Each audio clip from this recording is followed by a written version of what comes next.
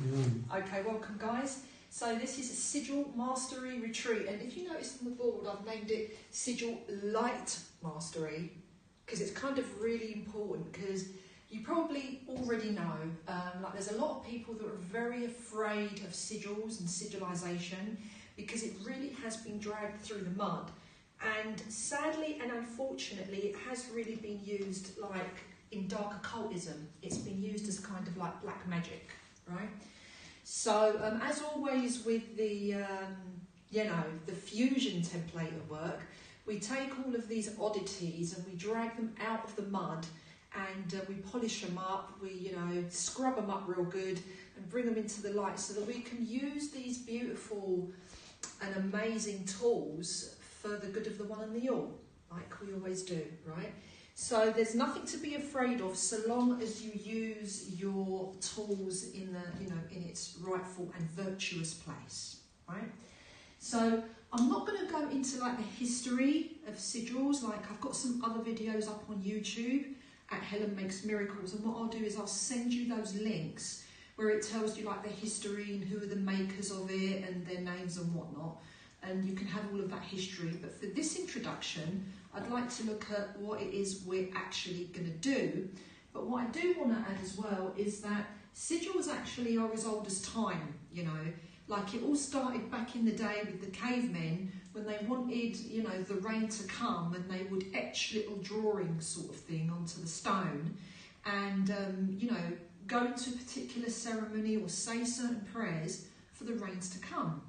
So sigilizing is a very beautiful and very original and authentic way of bypassing the human consciousness construct, because a symbol can speak a million words. It's like, if you look for example like at Morse code, what's the other codes? Binary codes. See, all of these are very fast ways to be able to send or give a message to the recipient without having to say too many words.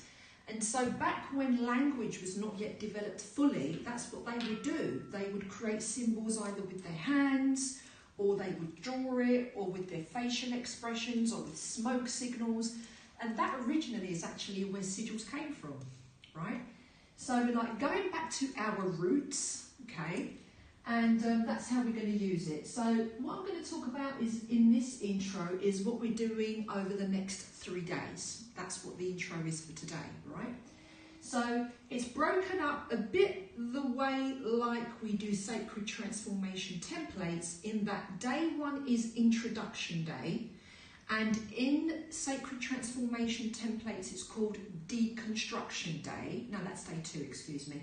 But in our practice today, day 1 is introduction day, and instead of deconstruction, we have banish.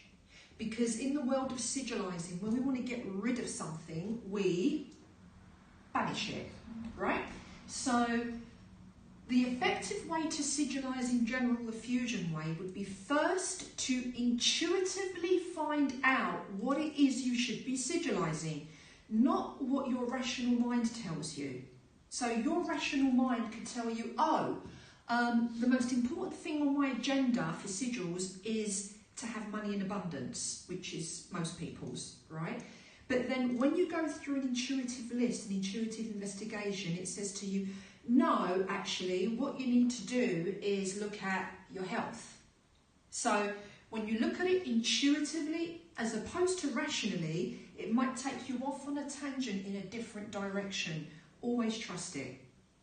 Like, you guys are seasoned, you've done a lot of fusion courses, so you can trust it. You've built that up now, and that's the way that we approach it, okay? So you can choose your sigils rationally as well. I'm not saying you must not, but what I am saying is the most effective way to do it is to choose it intuitively, okay?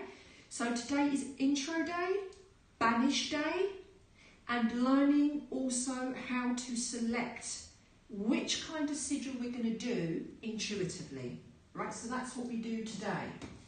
Tomorrow we go more into exploring the tools, like in greater depth, And then day 3, we go into what's known as hypersigilization, which means you get all of the stuff that you've learned and you put it all together in one sigil. Yeah, you know, so it's all kind of putting stuff in the cauldron, if I can use that word without being called a witch. Okay, so that's today. Now, in today, we're going to learn like 7 or 8 steps that are really important, which are as follows. First, we need to learn how to connect, which you guys already know how to do, but we're going to learn an alchemical format that actually fits, that is complementary to sigilizing, right? Then we're going to conceive. So conceive means, okay, what's the idea? You've got to come up with an idea first, so that's to conceive.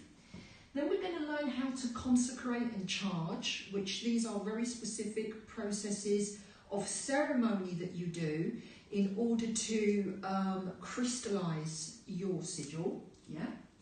We're going to activate and cast. So you give it a bit of sugar and spice, and then you cast it, which means you send it up to the universe so that it can be cooked, so that your pizza can be delivered. Yeah, that's what we're going to do there. Then we have to ask ourselves, do we banish it or store it? So that means that some people, when they have created their sigil, in order to cast it, they actually burn it. Right, so that's up to you, whether you want to burn it, whether you want to store it, like if you want to store it in your manual, or if you want to make a grimoire, like what I've done. I store mine because I just like to do that. But perhaps you can even ask intuitively, like this particular sigil, should I store it or should I burn it? Should it be exposed to the public eye, or should it be somewhere that's, you know, private for myself? So you can ask that question too intuitively, yeah? Okay, so banish or store, and then the next step is crystallize. That happens on its own. That's the bit where your sigil actually comes into manifestation. And if you follow the protocol, believe me, it happens real quick. So the lengthiest aspect of sigilizing is actually creating it. But when it comes to the manifest stage, there is a very, very short duration between the sigil that has been created and the crystallization. That's the beauty of this work, okay? And then we're going to look at how to close a portal, which is also a ritual. And that one involves, let's just say you have created a sigil so that your, I don't know, divorce proceedings can go really, really well. And then let's say for whatever reason, that court case was annulled or you decided not to get divorced. There's a specific ritual that you need to apply in order to nullify your creation. We're going to learn all of that today. Folks, thanks very much. I'll catch you again tomorrow.